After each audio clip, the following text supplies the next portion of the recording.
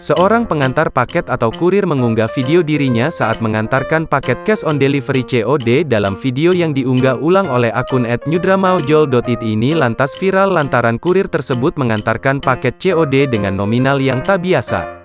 Terlihat dalam unggahannya, kurir tersebut memegang sebuah paket yang dibungkus rapi dan menunjukkan nominal harga yang nantinya akan ditagih pada pelanggannya.